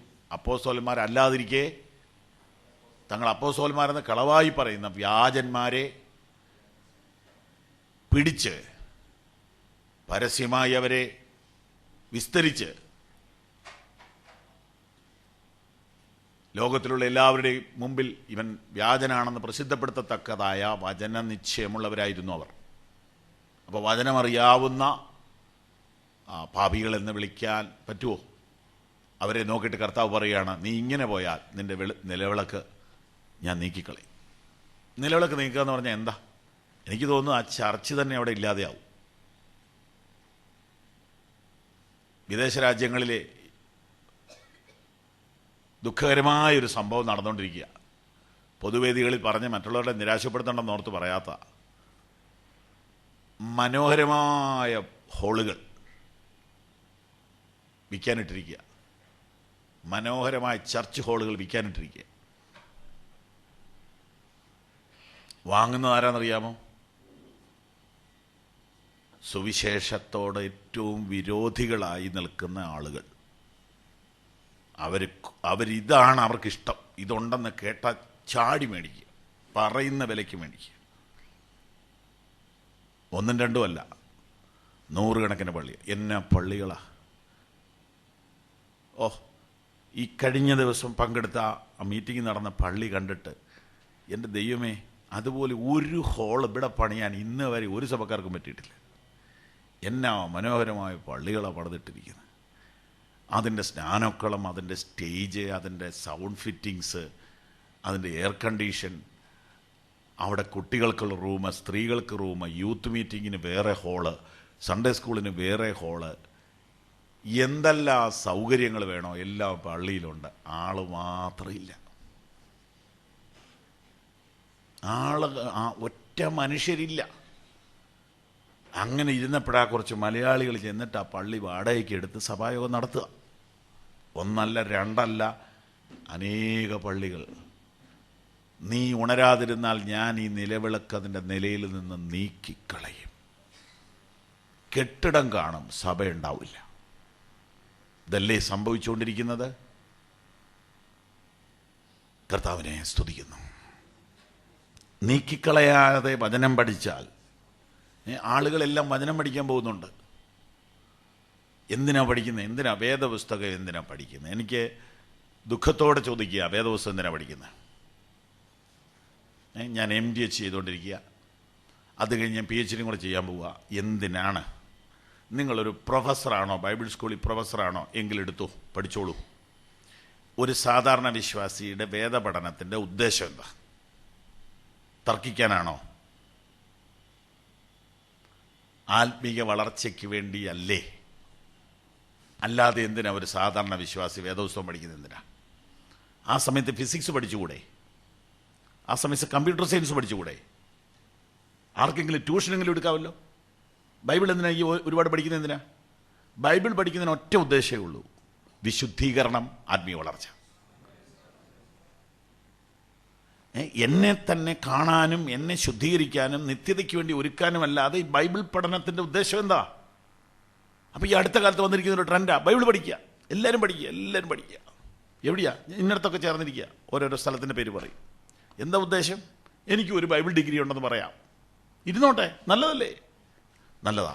പക്ഷെ നല്ലതല്ലെന്ന് പറയാൻ ഞാൻ നിർബന്ധിതനാകുന്നു. ശുദ്ധീകരണം നടക്കാത്ത വചനപഠനം ദോഷമാണെന്നാണ് എനിക്ക് തോന്നുന്നത്. ശുദ്ധീകരണം നടക്കാത്ത വചനപഠനം ദോഷമാണ്. കാരണം ഇനി ഇവനെ രൂപപ്പെടുത്താൻ ആർക്കും പറ്റത്തില്ല. കാരണം അവൻ ഏത് വചനം എടുത്താലും പറയും, ഇനി ഇതിൻ്റെ അടുത്ത പോയിന്റ് ഇതാ, എനിക്കറിയാം. പുള്ളിയെ പ്രാർത്ഥിക്കാൻ ഏൽപ്പിച്ചാൽ മതി, നമ്മൾ വിട്ടുപോയ പോയിന്റ് ചേർത്ത് പുള്ളി പ്രാർത്ഥിക്കും.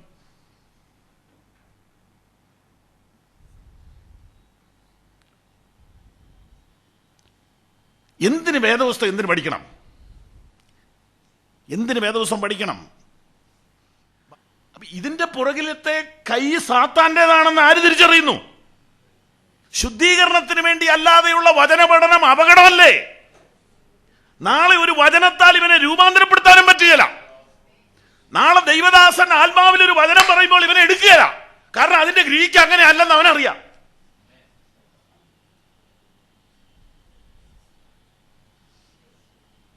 ഇവനെ ശുദ്ധീകരിക്കാൻ പോലും പറ്റാതെ ആയിരിക്കുന്നു. ശുദ്ധീകരണത്തിന് വേണ്ടിയല്ലാതെ, ആത്മീയ വളർച്ചയ്ക്ക് വേണ്ടിയല്ലാതെ ദൈവവചനം എന്തിനാ പഠിക്കുന്നേ? ഇത് അപകടകരമായ ഒരു യാത്രയാണ്. അപ്പൊ പത്രോസ് ഇത് രണ്ടും കൂടിയാ ചേർക്കുന്നത്. ഈ രണ്ടിന്റെ 1-2 അതിപ്രധാന ഭാഗമാണ്. ഈ ക്ലാസ്സുകളുടെ മെയിൻ ഭാഗം ഇവിടെ തന്നെയാണ്. കീ വേർഡിലാണ് നമ്മൾ വന്നിരിക്കുന്നത്. 1-ാം അധ്യായം തീർന്നു, 2-ാം അധ്യായത്തിൽ കഴിഞ്ഞ ക്ലാസ്സിൽ കയറി. കീ വേർഡിലാണ് നമ്മൾ പതിക്കുന്നത്. ഇവിടെ തന്നെയാണ് സ്പിരിച്വൽ ഹൗസ് എന്ന വാക്ക് കിടക്കുന്നത്. ശുദ്ധീകരണവും വളർച്ചയും ഒരുമിച്ച് പോകുന്നതാ. അഥവാ വളർച്ച എന്ന് പറയുന്നത് തന്നെ ശുദ്ധീകരണമാണ്. ശുദ്ധീകരണം കൂടാതെ ആരും കർത്താവിനെ കാണുകയില്ല. നമ്മുടെ സ്വഭാവത്തെ രൂപപ്പെടുത്താനായിട്ടല്ലേ വചനം പഠിക്കേണ്ടത്? അപ്പൊ വചനം പഠിക്കുന്നത് സെക്യുലർ വിദ്യാഭ്യാസം പോലെ ആക്കിയെങ്കിൽ അതിന്റെ പുറകിലത്തേത് സാത്താനാണെന്ന് തിരിച്ചറിയണ്ടേ?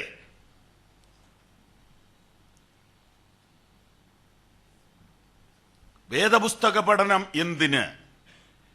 ലോകത്തിലെ മറ്റ് സബ്ജക്റ്റ് ഒന്നും പഠിക്കുമ്പോൾ പഠിക്കുന്ന ആളെ അത് ബാധിക്കുന്നില്ല, ബാധിക്കരുത്.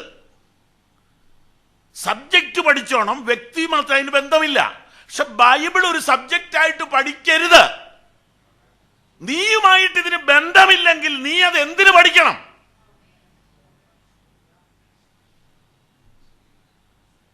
Praise Lord.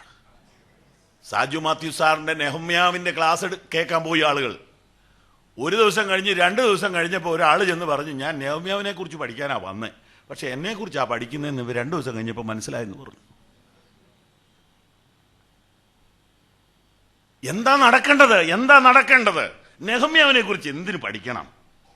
അങ്ങനെയൊക്കെ മരിച്ചുപോയില്ലേ? ദാനിയേലിനെ കുറിച്ച് എന്തിനു പഠിക്കണം? അതിനകത്ത് നീ ഇരിപ്പുണ്ട്, അത് നീ കണ്ടെത്തണം.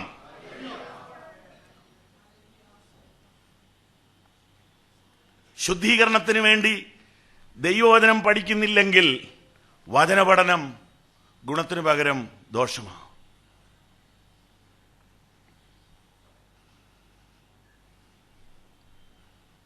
സകല ദുഷ്ടതയും, എല്ലാ ചതിവും, വ്യാജഭാവവും, അസൂയയും, എല്ലാ നുണയും നീക്കിക്കളഞ്ഞ് ഇപ്പോൾ ജനിച്ച ശിശുക്കളെ പോലെ വചനമെന്ന മായമില്ലാത്ത പാല് കുടിപ്പാൻ വാഞ്ചിക്കുകയും. ഇതിൽ ആദ്യത്തേത് ചെയ്യാതെ രണ്ടാമത്തെ ചെയ്താൽ, ജീവിതത്തോട് അതിനെ ബന്ധപ്പെടുത്താതെ ഇതിങ്ങനെ പഠിച്ചാൽ ഗുണമല്ല, ദോഷമാണ്. പിന്നീട് ദൈവവചനത്താൽ ഒരു രൂപാന്തരം ഈ വ്യക്തിക്ക് വരത്തില്ല. പിന്നീട് വചനം കേൾക്കുമ്പോൾ ഒരു തകർച്ച ഉണ്ടാവത്തില്ല, വചനം കേൾക്കുമ്പോൾ ഒരു കരച്ചിൽ വരത്തില്ല, വചനം കേൾക്കുമ്പോൾ ഒരു സമർപ്പണം ഉണ്ടാകത്തില്ല. ഒരുവിധം ഒത്തു വരുന്നുണ്ട് പ്രസംഗം എന്ന് പറയാനേ പറ്റത്തുള്ളൂ. അതിനാണ് ഈ പഠനം കൊണ്ട് കിട്ടിയ ഗുണം.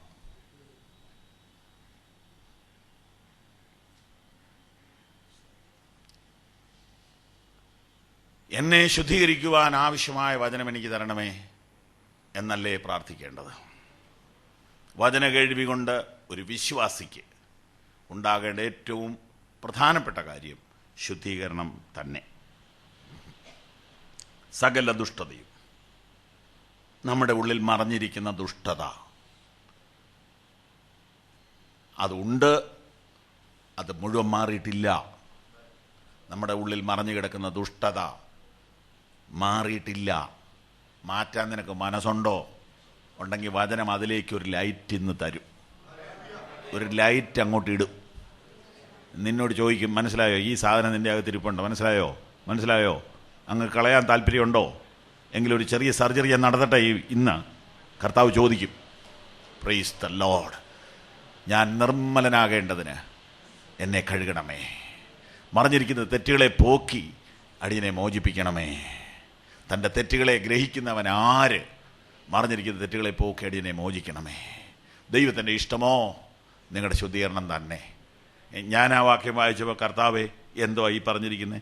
ദൈവത്തിൻ്റെ ഇഷ്ടമോ നിങ്ങളുടെ ശുദ്ധീകരണം. അപ്പോൾ ദൈവത്തിൻ്റെ ഇഷ്ടം അതാണ്, ദൈവത്തിന് അതങ്ങ് ചെയ്താൽ പോരെ? ദൈവത്തിൻ്റെ ഇഷ്ടം എൻ്റെ ശുദ്ധീകരണമാണ്, എൻ്റെ പൊന്നു ദൈവമേ അതങ്ങ് ചെയ്യ്. ഇല്ല, നീയും കൂടെ പറയണം. ദൈവത്തിൻ്റെ ഇഷ്ടം നിൻ്റെ ശുദ്ധീകരണമാണ്, പക്ഷെ നീ പിടിച്ചു വെച്ചിരിക്കുന്നതിന് നീ വിട്ടുകളയാതെ എനിക്ക് ശുദ്ധീകരിക്കാൻ ഒക്കുകയില്ല.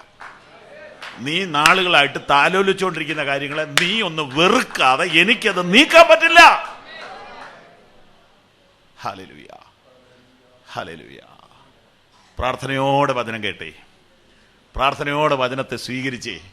ശുദ്ധീകരണം നടന്നുകൊണ്ടിരിക്കും. ഇതിനിടയിൽ കൂടെ കൈവയ്ക്കാതെ തന്നെ ദൈവപ്രവൃത്തി ശരീരത്തിലും ആത്മാവിലും വെളിപ്പെടും. ഇന്ന് വെളിപ്പെടും. നിങ്ങൾക്ക് തന്നെ ഭയങ്കര ഒരു വിടുതലായിട്ട് തോന്നും. വിടുതൽ എന്ന് പറഞ്ഞാൽ എന്താണെന്നറിയാവോ? നിങ്ങൾ തന്നെ അറിയാത്ത നിങ്ങളുടെ അകത്ത് വളർന്നുകൊണ്ടിരുന്ന ചിലതിനെ ഇന്ന് എടുത്ത് പുറത്തോട്ട് കളയുമ്പോൾ അനുഭവിക്കാൻ പോകുന്ന വിടുതല്, അനുഭവിക്കാൻ പോകുന്ന ഫ്രീഡം, അനുഭവിക്കാൻ പോകുന്ന സ്വാതന്ത്ര്യം അതൊരു അത്ഭുതകരമായ അനുഭവമായിരിക്കും. Hallelujah, hallelujah, Jesus. ഓ കർത്താവിനെ അല്പനേരം സ്തുതിച്ചാട്ടെ, കർത്താവിനെ അല്പനേരം സ്തുതിച്ചാട്ടെ. ദൈവത്തിന്റെ ആത്മാവ് ആ ക്രിയ നമ്മൾ ചെയ്യട്ടെ. Hallelujah, hallelujah. വ്യസനത്തിനുള്ള മാർഗം എന്നിലുണ്ടോ എന്ന് നോക്കി ശാശ്വത മാർഗത്തിൽ എന്നെ നടത്തണമേ. ഞാൻ നിർമ്മലനാകേണ്ടതിന് ഈ സോപ്പ് കൊണ്ട് എന്നെ കഴുകണമേ. ഞാൻ അകൃത്യത്തിൽ ഉരുവായി പാപത്തിൽ എന്റെ അമ്മ എന്നെ ഗർഭം ധരിച്ചു. അന്തർഭാഗത്തിലെ സത്യമല്ലോ നീ ഇച്ഛിക്കുന്നത്. ഹല്ലേലൂയ. കർത്താവേ, ഈ വചനത്തോട് കൂടെ ദൈവത്തിന്റെ കൈ ഈ ക്ലാസിന് നടുവിൽ ഇറങ്ങി വരണമേ. ഹല്ലേലൂയ. ഞങ്ങളെ ശുദ്ധീകരിക്കുവാൻ അങ്ങേക്ക് ഇഷ്ടമാണല്ലോ. ദൈവത്തിന്റെ ഇഷ്ടമോ നിങ്ങളുടെ ശുദ്ധീകരണം തന്നെ. ശുദ്ധീകരണം കൂടാതെ ആരും കർത്താവിനെ കാണത്തില്ലല്ലോ. കർത്താവേ, ഹല്ലേലൂയ, ഹല്ലേലൂയ.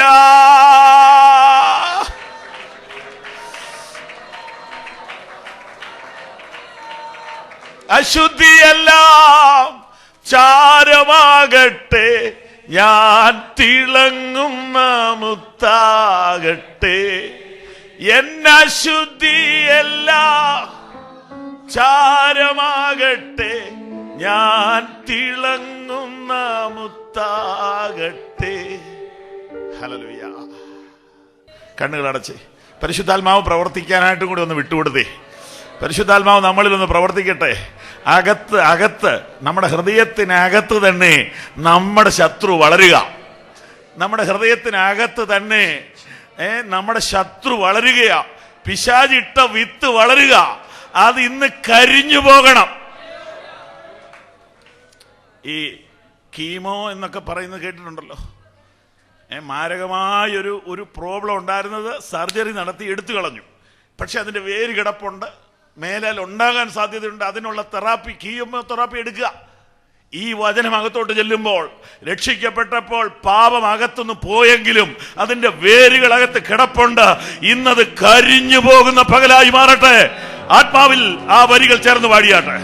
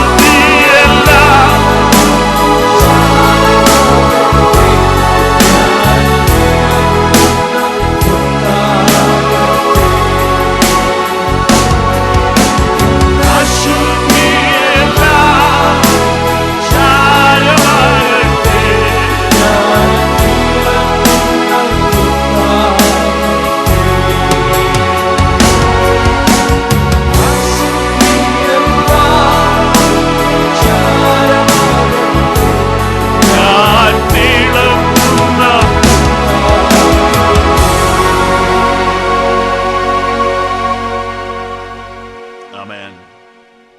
സകല ദുഷ്ടതയും എല്ലാ ചതിയും വ്യാജഭാവവും അസൂയയും എല്ലാ നുണയും നീക്കിക്കളഞ്ഞു. നിശ്ചയമായിട്ടും വിശ്വാസികളുടെ അകത്ത് ഉള്ള കാര്യം അവൻ പത്രോസ് പരിശുദ്ധാത്മാവിൽ ചൂണ്ടിക്കാണിക്കുന്നു. അത് നീക്കിക്കളയുവാൻ നമ്മൾ ഇനിഷ്യേറ്റീവ് എടുത്താൽ കർത്താവ് സഹായിക്കുകയും നമുക്ക് ആത്മീയമായ ഒരു പടി കൂടെ വളരുവാൻ ഇടയാകുകയും ചെയ്യും. ഈ വ്യാജഭാവം വെച്ചുകൊണ്ട്, ഈ അസൂയ അകത്തിങ്ങനെ വെച്ചുകൊണ്ട് വെളിപ്പാട് പുസ്തക വ്യാഖ്യാനം കാണാപ്പാടം പഠിച്ചാലും ശുദ്ധീകരണം കൂടാതെ ആരും കർത്താവിനെ കാണുകയില്ല. Praise the lord, praise the lord. മഹോപദ്രവകാലം ആദ്യത്തെ 3.5, പിന്നത്തെ 3.5. സഭ കടക്കുവോ കടക്കുകയില്ലയോ? പുതിയ യെരൂശലേമിന്റെ നീളം വീതി ഇതെല്ലാം കാണാപ്പാടം പഠിച്ചാലും ശുദ്ധീകരണം കൂടാതെ ആരും കർത്താവിനെ കാണുകയില്ല. സകല ദുഷ്ടതയും നമ്മളെ വിഷമിപ്പിച്ച ഒരാൾക്ക് സങ്കടം വരുമ്പോൾ മനസ്സിൻ്റെ അടിയിലൊരു സന്തോഷമുണ്ടെങ്കിൽ അത് ദുഷ്ടതയാണ്.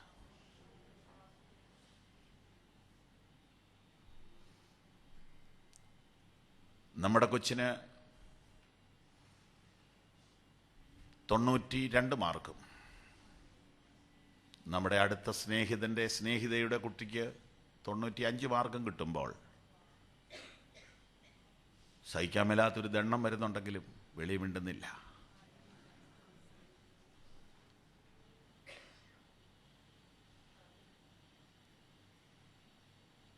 അങ്ങനെ ഇരിക്കുമ്പോൾ അടുത്തൊരു സ്നേഹിതൻ്റെ കൊച്ചിന് 89 എന്ന് കേട്ടപ്പോൾ ഒരാശ്വാസം.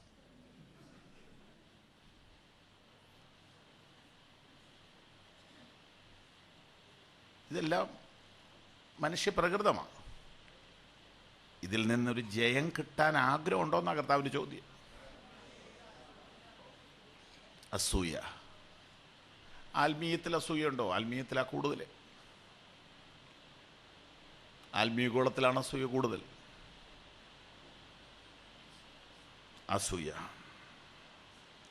എല്ലാ നുണയും നീക്കിക്കളഞ്ഞ്, നുണയുണ്ടെന്നുള്ള കാര്യം ആവർത്തിച്ച് പറയണ്ടല്ലോ. നുണ നീക്കിക്കളയുക. അപ്പം ഇത് നീക്കാതെ കവർ ചെയ്താൽ എന്താ പ്രയോജനം? ഇങ്ങനെയുള്ള മേഖലകളിലേക്ക് തൊടാതെയും പോകാം. ഇങ്ങനെയുള്ള മേഖലകളിലേക്ക് തൊടാതെ നമുക്ക് സഭായോഗം ആചരിച്ച് മടങ്ങാം, മീറ്റിങ്ങുകളിൽ പങ്കെടുക്കാം, കൺവെൻഷനിൽ പങ്കെടുക്കാം, ഉപവാസ പ്രാർത്ഥനയിൽ പങ്കെടുക്കാം. ഇങ്ങനെയുള്ള ഭാഗങ്ങൾ ഒഴിവാക്കിക്കൊണ്ട് പോസിറ്റീവ് പ്രീച്ചർ ആയിട്ട് അങ്ങനെയുള്ളവരെ നമുക്ക് കിട്ടും. അങ്ങനെയുള്ളവരെ കിട്ടിയാൽ മതി. പക്ഷെ അതൊരു ചതിയല്ലേ? ദൈവവചന പ്രകാരം ശുദ്ധീകരണം നടക്കാതെ പോസിറ്റീവായി പറഞ്ഞ് എങ്ങനെ ഒരു തട്ടിക്കൂട്ടി അഡ്ജസ്റ്റ് ചെയ്ത് പോയാൽ മതിയോ? അതാണോ ദൈവം ആഗ്രഹിക്കുന്നത്? ദൈവത്തിൻ്റെ ഇഷ്ടമോ നിങ്ങളുടെ ശുദ്ധീകരണം തന്നെ? അതിന് നമുക്ക് ആത്മാർത്ഥതയുള്ളവരാകാം. ഇതുകൊണ്ടാണ് രാവിലെ പരിശുദ്ധാത്മാവ് ചോദിച്ചത്, നിനക്ക് കുറച്ചുകൂടെ ചെറുതാകാമോ? സ്തോത്രം. മായമില്ലാത്ത പാല് കുടിക്കുവാൻ വാഞ്ചിക്കുവീൻ. നീക്കേണ്ടത് നീക്കുകയും കുടിക്കേണ്ടത് കുടിക്കുകയും അങ്ങനെ വളരുകയും ചെയ്യുവാൻ പരിശുദ്ധാത്മാവ് വീണ്ടും നമ്മോട് ഒരിക്കൽ കൂടെ ഇതേ വചനം ആവർത്തിച്ച് പറയുന്നു. എന്തിനു വേണ്ടി? 1:4 അന്ത്യകാലത്ത് വെളിപ്പെടുവാൻ ഒരുങ്ങിയിരിക്കുന്ന രക്ഷയ്ക്കായി വളരുവാൻ. അന്ത്യകാലത്ത് വെളിപ്പെടാൻ ഒരുങ്ങിയിരിക്കുന്ന രക്ഷ നിനക്ക് ലഭിക്കണമെങ്കിൽ നീ വളരണം. രക്ഷയ്ക്കായി വളരേണ്ടത് രക്ഷിക്കപ്പെട്ടവരാ. 1:9 രക്ഷിക്കപ്പെട്ടു എന്നെഴുതിയിരിക്കുന്നു. അങ്ങനെ രക്ഷിക്കപ്പെട്ടവർ രക്ഷയ്ക്കായി വളരണം എന്ന് പറഞ്ഞാൽ അത് അന്ത്യകാലത്ത് വെളിപ്പെടാൻ ഒരുങ്ങിയിരിക്കുന്ന രക്ഷയാണ്. അത് ദൈവത്തിൻ്റെ അളവിലാണ് ഉണ്ടാക്കിയിരിക്കുന്നത്. ശ്രദ്ധിച്ചേ, 1:3 1:4 രക്ഷ ദൈവത്തിൻ്റെ മെഷർമെൻറ്റാണ്. അത് നിനക്ക് പാകാകണമെങ്കിൽ നീ ദൈവത്തിൻ്റെ വചനത്താൽ വളരണം. ദൈവത്തിൻ്റെ വചനത്തിൻ്റെ മെഷർമെൻറ്റ് വെച്ച് നിന്നെ ചെത്തി പണിത് വളർത്തിയാലേ അത് നിനക്ക് സൂട്ടാകത്തുള്ളൂ. 1:4 2:1 കൂടെ ആയി പറയുന്നേ. 1:4 അന്ത്യകാലത്ത് അത് വെളിപ്പെട്ടിട്ടില്ല. അത് വെളിപ്പെടുമ്പോൾ എനിക്ക് നിങ്ങൾക്ക് ഓരോ സൂട്ട് അവിടെ റെഡി ആയിക്കൊണ്ടിരിക്കുക. 2 കൊരിന്ത്യർ 5:1 ഇതെല്ലാം കഴിഞ്ഞ ക്ലാസ്സിൽ പറഞ്ഞതാ. നമുക്കെല്ലാം ഒരു സൂട്ട് അവിടെ റെഡി ആയിക്കൊണ്ടിരിക്കുക. പക്ഷെ അത് നിനക്ക് പാകാവണ്ടേ, ആ സൂട്ട് നിനക്ക് സൂട്ടാവണ്ടേ. അത് ദൈവത്തിൻ്റെ മെഷർമെൻറ്റിലാണ് അത് ഉണ്ടാക്കിയിരിക്കുന്നേ. ദൈവത്തിൻ്റെ മെഷർമെൻറ്റാ ദൈവത്തിൻ്റെ വചനം. ഈ വചനം നിനക്ക് തന്നിരിക്കുക. ഇതിലൂടെ നീ വളർന്ന് അത് നിനക്ക് പാകാകണം. അന്ത്യകാലത്ത് വെളിപ്പെടുവാൻ ഒരുങ്ങിയിരിക്കുന്ന രക്ഷ നിനക്ക് പ്രാപ്യമാകണമെങ്കിൽ നീ രക്ഷയ്ക്കായി വളരണം. രക്ഷിക്കപ്പെട്ടവൻ വളരുന്നില്ലെങ്കിൽ വരുവാനുള്ള രക്ഷ അവന് നഷ്ടമാകും. ഇതാണ് പത്രോസിൻ്റെ ഭാരം. ഈ ഒരു ഭാരമാണ് ഈ ലേഖനത്തിലൂടെ അദ്ദേഹം ഷെയർ ചെയ്യുന്നത്. വളർച്ചയെക്കുറിച്ച് അല്പം പോലും ഭാരമില്ലാത്ത ഒരു യാത്രയല്ലേ ഇന്ന് ദൈവജനം ചെയ്യുന്നത്. ഒരുവൻ വ്യാജഭാവം കാണിക്കുമ്പോൾ അടുത്തയാളും വ്യാജഭാവത്തിൽ മാസ്റ്റേഴ്സ് എടുത്തുകൊണ്ടിരിക്കുക. ഒരുവൻ ചതിയാണെങ്കിൽ അതിന് വേറെ ചതി കണ്ടുപിടിക്കുക. ഒരുവൻ്റെ ദുഷ്ടതയുണ്ടെങ്കിൽ വേറെ ദുഷ്ടത കണ്ടുപിടിക്കുക. ഒരുവൻ നുണ പറഞ്ഞാൽ ഇൻ്റർനാഷണൽ നുണ ഇപ്പറയെന്ന് പറയുക. ഇങ്ങനെ ഇവിടുത്തെ മറ്റ് സംഘടനകൾ പോലെ തന്നെ മനുഷ്യൻ്റെ അമനിലുള്ള വൃത്തികെട്ട വശങ്ങളെ ഇല്ലായ്മ ചെയ്യുകയല്ല, അതിനെ പോളിഷ് ചെയ്ത് പെന്തക്കോസ്വൽക്കരിച്ചുകൊണ്ടിരിക്കുക.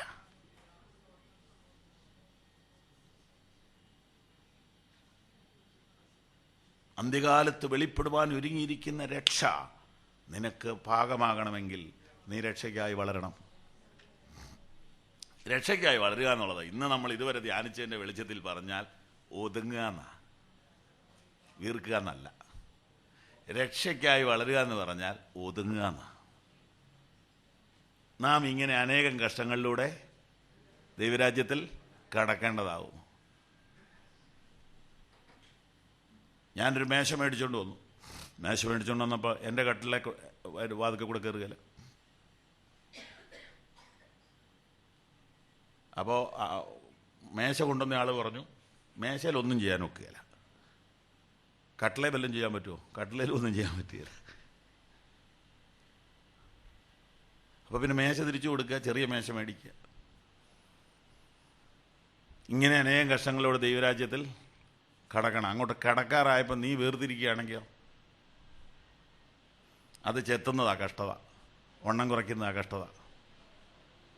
ഈ അനേകം കഷ്ടങ്ങളോട് ദൈവരാജ്യത്തിൽ കടക്കേണ്ടതാകുന്നു. ആ ഡോറിന് നിന്നെ പാകമാക്കുക. അപ്പോൾ വാസ്തവത്തിൽ രക്ഷയ്ക്കായി വളരുക എന്ന് പറഞ്ഞാൽ കുറച്ചുകൂടി ഒന്ന് ഒതുങ്ങുക എന്നാണ് എനിക്ക് തോന്നുന്നത്. കർത്താവിനെ സ്തുതിക്കുന്നു. മുമ്പോട്ട് പോകാം. ആ വാക്യത്തിൽ തന്നെ ഇനി നിൽക്കാനുണ്ടെങ്കിലും മുമ്പോട്ട് പോകാം. ഒന്നുകൂടെ ഞാൻ വായിക്കുന്നു. ആകയാൽ എന്ന് പറഞ്ഞാൽ കഴിഞ്ഞ ക്ലാസ്സുകളിൽ പറഞ്ഞത് ആവർത്തിക്കുകയാണ്. വചനത്താൽ വീണ്ടും ജനിച്ചതിനാൽ, വചനത്താൽ രക്ഷിക്കപ്പെട്ടതിനാൽ വചനത്താൽ വളരണം. വചനത്താൽ വളരുവാൻ വചനം ബോധ്യം വരുത്തുന്നതെല്ലാം നീക്കം ചെയ്തുകൊണ്ടിരിക്കണം. അങ്ങനെ ജീവിതത്തിൽ നീക്കേണ്ടതിനെ ഗൗരവപൂർവം നീക്കിക്കളഞ്ഞ് വളർച്ചയിലേക്ക് വരുവാൻ പരിശുദ്ധാത്മാവ് നമ്മോട് പറയുന്നു. വാക്യം 3 നോക്കാം. കർത്താവ് ദയാലു എന്ന് നിങ്ങൾ ആസ്വദിച്ചിട്ടുണ്ടല്ലോ. അവിടെ അതിനൊരു ബന്ധം വേണ്ടേ? മുകളിൽ പറഞ്ഞതുമായിട്ട് ആ വാക്യത്തിനൊരു ബന്ധം വേണ്ടേ? കർത്താവ് ദയാലുവാണെന്ന് എല്ലാവർക്കും അറിയാം, പക്ഷെ ഇവിടെ അതിൻ്റെ ആ കണക്ഷൻ എന്താ? എനിക്ക് മനസ്സിലായത്, ഈ വളർച്ചയുടെ പാത അത്ര എളുപ്പമല്ല. കാരണം ഇത് കൂടെ ഈ സർജറി നടക്കും. നീക്കം ചെയ്യൽ ബുദ്ധിമുട്ടുള്ള കാര്യമാണ്. നമ്മുടെ ജന്മനാ ഉള്ളതും വീട്ടിൽ നിന്ന് കിട്ടിയതുമായ സ്വഭാവ ദോഷങ്ങളെ വലിച്ചു മാറ്റി ക്രിസ്തുവിൻ്റെ സ്വഭാവത്തിൽ വളരുന്ന ആ പ്രക്രിയ ബുദ്ധിമുട്ടുള്ളതാണ്.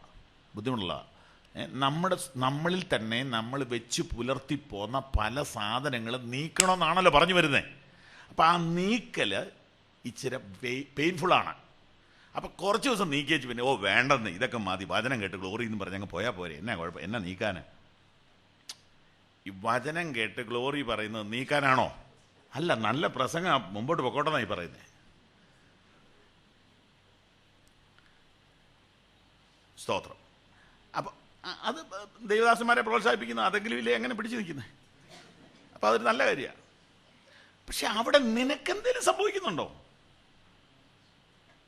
അപ്പം അത് ബുദ്ധിമുട്ടുള്ള കാര്യമാണ്. ഈ ശുദ്ധീകരണ പ്രക്രിയ ബുദ്ധിമുട്ടുള്ളതാണ്. എന്താണ്? ജഡം അത് അനുവദിക്കത്തില്ല, പിശാച് അത് അനുവദിക്കത്തില്ല, സഭയെ അത് അനുവദിക്കത്തില്ല. സഭയെന്ന് പറഞ്ഞാൽ ഈ കൂടെ ഇരിക്കുന്നവർ. പിന്നെ അതൊന്നും വേണ്ടവേ, ഇങ്ങനെയൊക്കെ കൊണ്ട് പോട്ടെ. കാരണം നീ ആത്മീയനായ നാളെ നിന്നെ കമ്മിറ്റിക്ക് കിട്ടുമോ?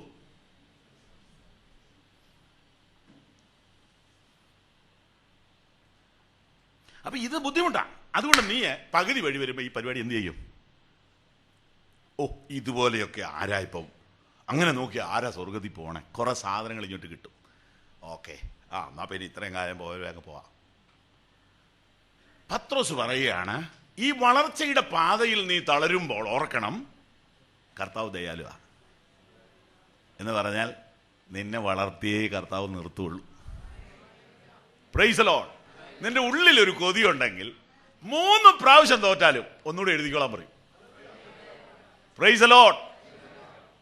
10 പ്രാവശ്യം തോറ്റാലും ഒന്നുകൂടെ എഴുതിക്കോ. നീ ജയിക്കണം ആഗ്രഹമുണ്ടല്ലോ, അതുകൊണ്ടാണല്ലോ നീ കഴിഞ്ഞ പ്രാവശ്യത്തേക്കാൾ മാർക്ക് കൂടുതലുണ്ട് ഈ പ്രാവശ്യം. ട്രൈ ചെയ്തോ. നീ ജയിക്കുന്നവരെ ഞാൻ വെയിറ്റ് ചെയ്യാം. ഹല്ലേലൂയ. കർത്താവ് ദയാലുവെന്ന് നിങ്ങൾ, അത് അവിടെ കൊണ്ട് എഴുതിയതിന്റെ ഉദ്ദേശം അതാന്ന് എനിക്ക് തോന്നുന്നത്. കാരണം പത്രോസ് തോറ്റു എന്നല്ല, മുട്ട കിട്ടിയ ഒരു സമയമാണ് യോഹന്നാന്റെ സുവിശേഷം 21-ാം അധ്യായം. ഓർമ്മയുണ്ടല്ലോ? ഇതിനു മുമ്പൊരിക്കൽ പടകിൽ മീൻ കിട്ടാതിരുന്നപ്പോൾ കർത്താവ് ചെന്ന് വലത്ത് ഭാഗത്ത് വീശാൻ പറഞ്ഞു. മീൻ കിട്ടി. അന്ന് പടകും വലയും വിട്ടന്ന് കുട്ടിയൂസി കൊടുത്തതാ. വിട്ടിരിക്കുന്നു. പൂർണ്ണ സമയം വേലയ്ക്ക് ഇറങ്ങിയത് സകല പത്രത്തിലും കൊടുത്ത്, ചാനലിലും കൊടുത്ത. എന്നിട്ട് 21-ാം അധ്യായത്തിൽ മീൻ പിടിക്കാൻ പോയി. എവിടുന്ന് കിട്ടി പടകും വലയും? എവിടുന്ന് കിട്ടി? വിട്ടതേ ഉള്ളൂ, വിറ്റില്ലായിരുന്നു. സ്തോത്രം. ലൂക്കോസ് 5-ൽ വിട്ടു, യോഹന്നാൻ 21-ൽ വിറ്റു. 3.5 കൊല്ലം ഈ വിട്ട സാധനം എവിടെ ഇരുന്നു? കാറിന്റെ ഡിക്കി കിടപ്പുണ്ടായിരുന്നു. ആവശ്യം വല്ല എടുക്കാം. Price the Lord. പക്ഷെ അവിടെ കർത്താവ് വന്നിട്ട്, എന്റെ പോലെ നീ ഈ ആൾക്കാരുടെ എല്ലാ ഇടയിലും വിട്ടെന്നൊരു ഇമേജ് ഉണ്ടാക്കിയിട്ട് നീ ഒരു വിശുദ്ധനാണെന്നാ പൊതുവെ ധാരണ. പക്ഷെ നീ ഇതെല്ലാം കൈ വെച്ചിട്ടുണ്ടായിരുന്നല്ലോടാ പൊന്നുവാനെ. ഇതൊന്നും ചോദിച്ചില്ല. കുഞ്ഞുങ്ങളെ കൂട്ടുവാൻ വല്ലതുകൊണ്ട് ചോദ്യം കേട്ടപ്പാവോ. അതാ എഴുതിയിരിക്കുന്ന കർത്താവ് ദയാലുവെന്ന്. അനുഭവത്തിൽ നീ ലേഖനം പഠിക്കുമ്പം പത്രോസിന്റെ ചങ്ക് എടുത്തതിനകത്ത് വെച്ചിരിക്കുക. കർത്താവ് ദയാലു എന്ന് നിങ്ങൾ ആസ്വദിച്ചിട്ടുണ്ട്. ഞാൻ ഇഷ്ടം പോലെ അടിമേടിച്ച് വളർന്ന ഒരുത്തൻ ആ മക്കളെ നായി പറയുന്നത്. പക്ഷെ എന്നെ പബ്ലിക്കിൽ അപമാനിക്കാതെ കർത്താവ് വന്ന് നിന്നു. Hallelujah, hallelujah. ഞാൻ കർത്താവിനെ സ്തുതിക്കുന്നു. യോഹന്നാൻ 21 എടുത്താലും നമുക്കൊരു ചിന്തിക്കാനും ചിരിക്കാനും പറ്റിയൊരു അധ്യായമാണ്. യോഹന്നാൻ 21:7. ഒരു മിനിറ്റ്. യേശു സ്നേഹിച്ച ശിഷ്യൻ എന്ന് പറഞ്ഞ ആളാരാ ദാനി? യോഹന്നാൻ. അങ്ങനെ വായിച്ചേ. യോഹന്നാൻ പത്രോസിനോട്. യേശു സ്നേഹിച്ച, പിന്നെയും കളഞ്ഞു. യോഹന്നാൻ പത്രോസിനോട് അത് കർത്താവാകുന്നു എന്ന് പറഞ്ഞു. അപ്പം ആരാണ് ആദ്യം തിരിച്ചറിഞ്ഞത്? യേശുവിനെ ആദ്യം ഐഡന്റിഫൈ ചെയ്തത് ആരാ? യോഹന്നാച്ചനാ. അതെന്താ അങ്ങനെ വരുന്നത്? തന്നെ കണ്ണിന് കാഴ്ച കുറവാണോ? മനസ്സിന്റെ അകലമാണ്.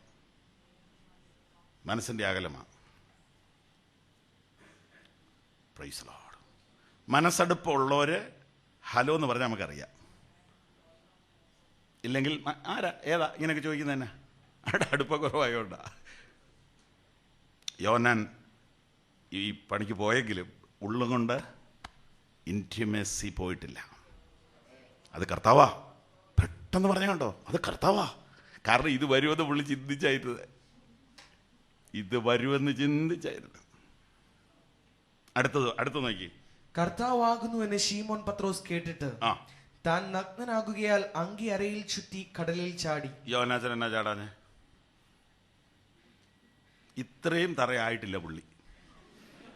പിടിച്ചു നിൽക്കാവുന്ന കണ്ടീഷനിലാണ് ആര് നിന്ന്. ഇതാണ് ഓരോരുത്തരുടെ മാനസികാവസ്ഥ. അത് എന്ന് എഴുതുക, കർത്താവ് ദയാലു എന്ന്. ഇങ്ങനെയൊക്കെ ആണെങ്കിൽ എന്നെ ഒന്നും ഇൻസൾട്ട് ചെയ്തില്ല യേശു. കാരണം നാളെ മിനിസ്ട്രി ചെയ്യേണ്ടതല്ലേ. 3000-5000 പേരെ സ്നാനപ്പെടുത്തേണ്ട ആളായിപ്പോ ഈ വെള്ളത്തിൽ കിടക്കുന്നത്. ബാത്റൂമുണ്ടോ? ഇനി പോയി ഡ്രസ്സ് മാറാൻ. കർത്താവ് നമ്മെ നാണം കെടുത്തിയിരുന്നെങ്കിൽ നമുക്ക് നിൽക്കാൻ പറ്റത്തില്ല. കർത്താവ് നമ്മെ മറച്ചു പിടിച്ചു ഇത്രയും കാലം. ആരും നമ്മെ കുറ്റം വിധിക്കാതിരിക്കേണ്ടതിന്, നാം അപമാനിക്കപ്പെടാതിരിക്കാൻ കർത്താവ് നമ്മെ പലപ്പോഴും മറച്ചു പിടിച്ചതുകൊണ്ടാ നാം ജനത്തിന്റെ മുമ്പിൽ മാന്യതയോടെ നിൽക്കുന്നതെന്ന് ഇന്ന് രാവിലെ ഓർത്ത് ദൈവത്തെ സ്തുതിച്ചോ. പത്രോസ് വളർച്ചയെക്കുറിച്ച് പറയുമ്പോൾ ഈ വാക്ക് അവിടെ ചേർത്തത് എന്തുകൊണ്ട്? ആത്മാർത്ഥമായി വളരാൻ നീ ആഗ്രഹിക്കുന്നുണ്ടെങ്കിൽ കർത്താവ് ഒരു എക്സാമിനറെ പോലെ നിൽക്കത്തില്ല, ഒരു സൂപ്പർവൈസറെ പോലെ നിൽക്കത്തില്ല. Price the Lord. ക്രിക്കറ്റ് കോർട്ടിൽ ഒരാൾ നിൽപ്പുണ്ട്. പുള്ളിയുടെ പേരെന്നാ? അമ്പയർ. പുള്ളിക്കാരൻ ആരുടെ സൈഡാ? ആരുടെയും സൈഡല്ല. 6 അടിച്ചാൽ പുള്ളി എന്നാ കാണിക്കുന്നത്? എനിക്ക് മറന്നുപോയി. പിള്ളേർക്കറിയാം. ദേ ഇങ്ങനെ കാണിക്കും. വേറെ ജോലിയൊന്നുമില്ല പുള്ളിക്ക്. അടിച്ചത് നമ്മളാ, പുള്ളി ഇങ്ങനെ കാണിച്ചതേ ഉള്ളൂ. നമ്മൾ ഫൗള് കാണിച്ചാലോ ഫൗളാണെന്നും പറയും. അപ്പം നമ്മൾ ജയിപ്പിക്കണമെന്ന് പുള്ളിക്ക് താല്പര്യമില്ല. നമ്മൾ ജയിച്ചാൽ പുള്ളി ജയിച്ചെന്നിങ്ങനെ പറയും. എന്നാൽ കോച്ചുണ്ട്, കോച്ച് അവിടെ എങ്ങാണ്ട് ഇരിപ്പുണ്ട്. ആ വ്യക്തിക്ക് ഒറ്റ ആഗ്രഹമേ ഉള്ളൂ, നീ ജയിക്കണം, നീ ജയിക്കണം, നീ ജയിച്ചേ പറ്റൂ. നീ അഥവാ തോറ്റാലും കോച്ച് വന്ന് തോളെ തട്ടിയിട്ട് പറയും, ഒരു തോൽവി കൊണ്ട് ജീവിതം തീരുകയില്ല, ഇനിയുണ്ട് കളി, അടുത്ത കളിയിൽ നീ ജയിക്കും, അടുത്ത കളിയിൽ നീ നമ്പർ 1 ആയിരിക്കും എന്ന് അനേക പ്രാവശ്യം PT ഉഷയോട് പറഞ്ഞു കോച്ച്. അതുകൊണ്ടാ പുള്ളിക്കാരത്തി അത്രയൊക്കെ ഓടിയത്. ഇന്ന് രാവിലെ പരിശുദ്ധാത്മാവ് അടുത്ത് നിന്ന് പറയുക, നീ ജയിക്കും, നീ ജയിക്കും, നീ ജയിക്കും, നീ ജയിക്കും, നീ പാപത്തെ ജയിക്കും, നീ ജഡത്തെ ജയിക്കും, നീ ലോകത്തെ ജയിക്കും, നീ ഇവിടെ തോറ്റുപോകയില്ല. നീ തോക്കാൻ വേണ്ടി വന്നവനല്ല, നിന്നെ തോപ്പിക്കാനല്ല കർത്താവ് വന്നത്, നിന്നെ ജയിപ്പിക്കാനാ. കർത്താവ് ദയാലു എന്ന് നിങ്ങൾ ആസ്വദിച്ചിട്ടില്ല?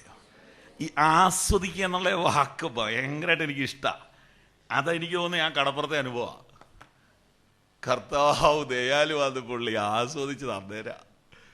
കാരണം അല്ലെങ്കിലേ കുഴപ്പമാണ് കാണിച്ചത്. അപ്പം ആ സമയത്ത് ഒരു കൊച്ചു വാക്കുകൊണ്ട് പോലും വേദനിപ്പിക്കാതെ കർത്താവ് കൈകൊണ്ട് പിടിച്ച മീന്, കർത്താവ് കൈകൊണ്ട് വെട്ടിയ മീന്, കർത്താവ് കത്തിച്ച തീയെ കർത്താവ് ഫ്രൈ ചെയ്ത് കൊടുത്തു. സംശയമുണ്ടെങ്കിൽ വീട്ടിൽ പോയി വായിച്ചു. ഇവർ പിടിച്ച മീനൊന്നുമല്ല, ഇവർ മീനൊക്കെ പിടിച്ചോണ്ട് ഒരു സംഗതി ഇവിടെ ഫ്രൈ റെഡിയായി കഴിഞ്ഞു. അതാ കർത്താവ് ദയാലു എന്നുള്ള കാര്യം മനസ്സിലായത്. കർത്താവ് സ്ട്രിക്റ്റൊക്കെയാണ് കേട്ടോ, കർത്താവ് സ്ട്രിക്റ്റാണ്, ശുദ്ധീകരണം കൂടാതെ ആരും. പക്ഷേ ഒരു ആത്മാർത്ഥത ഉണ്ടെങ്കിൽ നിന്നെ വിശുദ്ധിയിൽ വളർത്തിയെടുക്കാൻ, നിന്നെ കർത്താവിന് കൊള്ളാവുന്നവനാക്കിയെടുക്കാൻ കർത്താവിന് താല്പര്യമുണ്ട്. കർത്താവ് ദയാലു എന്ന് നിങ്ങൾ ആസ്വദിച്ചു.